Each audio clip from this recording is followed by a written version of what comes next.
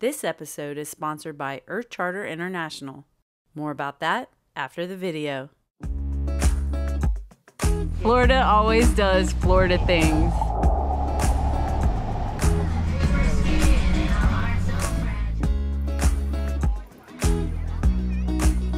Gator.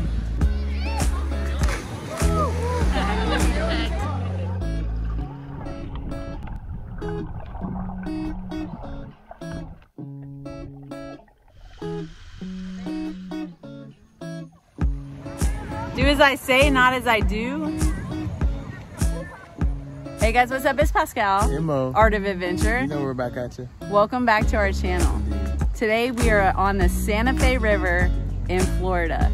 And this is really cool, guys. There's a 5-mile stretch where we're gonna get to check out more than 5 different springs.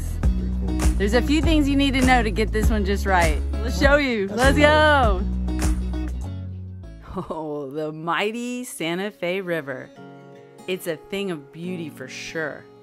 The Santa Fe snakes 75 miles through North Florida, flowing through 7 different counties and connecting at least 36 named springs.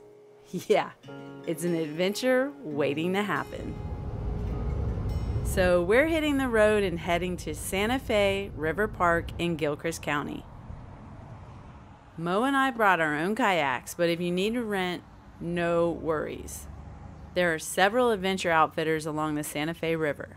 As always, we'll drop all the links you'll need for this adventure in the video description below. Today we chose Anderson's Outdoor Adventures to shuttle us and our kayaks from Santa Fe River Park to our launch spot upriver. The shuttle costs about $20 and allows us to paddle downstream.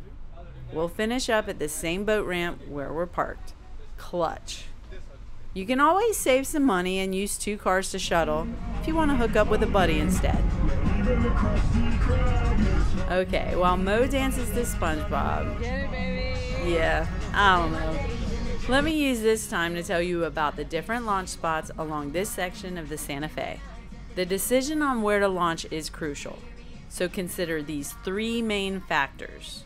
What time of day are you getting on the river? How long of a paddle do you want? And how many springs do you want to see? Here's a good rule of thumb for paddling downstream. It should take you about 30 minutes for each mile you travel. Make sure you also factor in some time for swimming in the springs. The Santa Fe Canoe Outpost is an 11-mile paddle that will whisk you past at least 17 different springs. One of the most popular put-in spots is the bridge at US 27. There's also a launch spot at Post Springs Park and Rum Island Springs. Rum Island is a relaxing 5-mile paddle and you'll float by more than 5 different springs. Actually, you'll see much more than 5 if you know where to look. I got you. We're getting on the water a little late today, so we're starting at Rum Island. Even though you might feel compelled to get right in the kayak, trust me, make the short walk over to the spring head first. This spring is beautiful. It's relatively shallow, just a few feet in most of the swimming area. Great for kids. The spring vent is deeper, like 8 to 10 feet. And if you come in the fall or winter, there's a really good chance you'll get it all to yourself.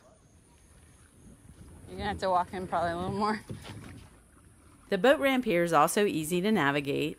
I recommend wearing water shoes. The algae can be a little slippery. Mo's son Naj and his fiancée Bailey are with us today. They've done some tubing on the Santa Fe and lots of spring hopping, but this is their first paddle here. One quick note, you might want to head upstream when leaving Rum Island, just to check out Mermaid Spring. It's small, but it's close and worth putting eyes on if you have an extra 20 minutes or so. There they are. Naj, Bailey, and Mo on the river. Stoked. We start our paddle heading downstream, obviously passing Rum Island first. After Rum, look to your left. You'll see the entrance to Gilchrist Blue Spring almost immediately. The spring run is about a quarter mile and fairly shallow. I do recommend stopping at Gilchrist Blue for a swim. When it's busy, you'll want to stash your kayak a decent distance from the swimmers. Be mindful of the vegetation along the banks. Everything is protected here. My baby. I'm gonna go see the spring head, okay? There are a lot of swimmers today, so they're churning up the sandy bottom. It's busy because the water temperature in the Florida Springs stays 72 degrees year-round. Very refreshing, especially today on one of the hottest days of the year. Bring your mast fins and snorkel on this adventure. There's a spring vent at Gilchrist Blue that sits about 25 feet down. Also a small cave entrance. Here's what Gilchrist Blue looks like in the off-season. Very blue, very beautiful, and when it's not busy, you can paddle all the way up to the spring vent. As we make our way back to the Santa Fe, you can see where the spring water starts to mix with the darker, tannic water of the river. Don't worry, it's not dirty. The river looks tea-colored because of the leaves, grass, and pine needles that break down over time. It's all part of nature. Speaking of, A little thunder going. Florida always does Florida things. You can hear like the wind hit the trees. I know we'll get rained on. You just have to know that. one of the things I get asked about most when it comes to water adventures in Florida are the alligators. Gator. Yes, they do live in and around fresh water. I mean, right now we're just a few hundred yards from our next set of springs, and here's a gator right here. They typically mind their own business, so here's my advice. Don't mess with them when you see them. Don't go climbing along the banks of the river. Definitely don't try to feed them. And when you swim, try to stay in the clear water of the spring head so you can keep an eye on your surroundings. Ah, Ginnie Springs. You can hear it before you can see it. Yes, the Santa Fe snakes straight through Party Central. If you paddle here on a weekend, expect loud music, drinking, and general shenanigans. Normal size tube. Ginormous tube. Ginnie Springs also features some of the most beautiful springs in the whole state. First up, on your left will be what's known as the Devil's Run. You have 3 springs right here. Little Devil, which looks like a big crack in the earth. Devil's Eye, a large crater-looking spring head just feet off the river. And there's Devil's Ear, which sits under the tannic water of the Santa Fe. All 3 springs in the Devil's Run are connected by a series of underwater caves. Scuba divers love it here. Since you're on a kayak, your best bet is to paddle as close as you can to the springs along Devil's Run and jump in. If it's super busy and you can't get that close, try stashing your boat over at July Spring and swim in. July Spring is on the right side of the river, just after Devil's Run. This is my new spring face.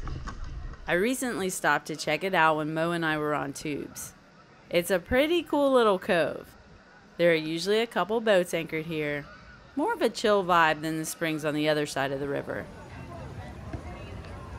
Okay, it's raining now and it looks like a bunch of tubers are crowding the main spring to try and get out of the water. If you get the chance though, stop here to check it out. Ginnie is one of my all-time favorite springs. It has a huge swim area, and just under that limestone is a cavern known as the Ballroom. There's a swim through, and the cavern itself is fun to explore as a scuba diver. Okay, there are 2 things you can always count on in Florida in the summer. Rain every afternoon, and creative ways to have some fun in the water. Along the Santa Fe, especially in the area around Ginnie Springs, you'll find plenty of rope swings and tree jumps. It goes without saying, but please use at your own risk. It's all part of the experience, friends. Oh! The next spring on our list is Dogwood. It's also on the left side of the river. Dogwood is still on the Jenny Springs property, but usually way less crowded than Devil's Run or Jenny Springs. It's a great spot to chill on some floats or go for a swim. The last two springs on the Jenny property are called Twin and Deer. Twin will be obvious because there are signs along the river letting tubers know it's the last spot they can exit. Deer is a smaller, shallow spring right after Twin, also on the left side of the river. I dig it. Once you pass Deer, you are officially out of the Jenny Springs territory. As luck would have it, the rain has slowed considerably, and we are now the only voices we can hear on the river. How's it going, baby? Pretty good. Pretty good. This isn't terrible. The last couple miles of this paddle really feels like a slice of old Florida, complete with a couple big surprises. So I hear rapids. We were not told about rapids. But let's go see if we can get into them. Okay, so the word rapids may be a bit generous. Let's just say the water is flowing really fast and you can see shallow spots and tree limbs you need to avoid. No worries. Yes!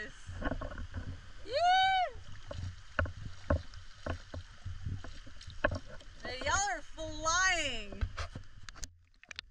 There are two more landmarks that will round out this 5-mile paddle. A spring called Kent Spring will be on the right side of the river. It's really small, there are no markers. The big giveaway is the sound. Everything else is quiet.